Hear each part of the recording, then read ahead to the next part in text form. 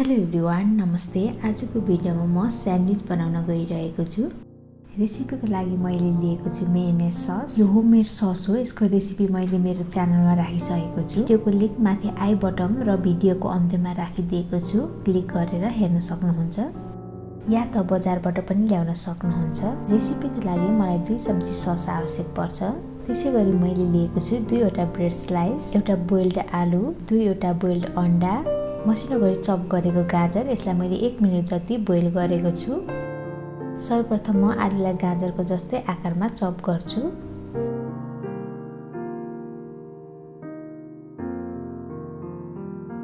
त्यसैगरी बोइल्ड अन्डाको पहिलो भागलाई निकालेर सेतो भागलाई पनि चप गर्छु।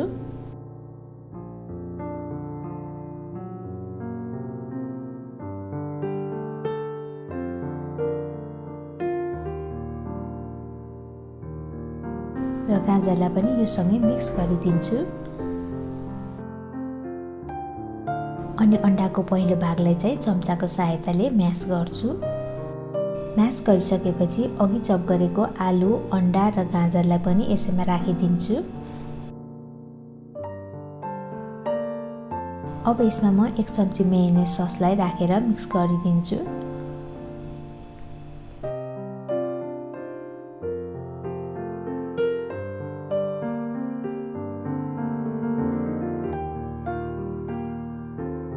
यो स्यान्डविचको फिलिङ तयार भयो। अब म 2 ब्रेड स्लाइसको एक साइडमा सस राखेर फैलाउँछु।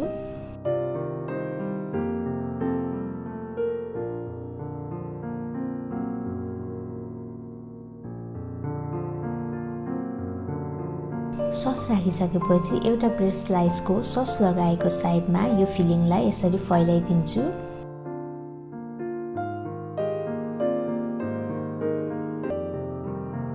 यसरी फैलाइसकेपछि अर्को ब्रेड स्लाइसको सस लगाएको साइडतिर पारेर फिलिङ माथि राखिदिन्छु।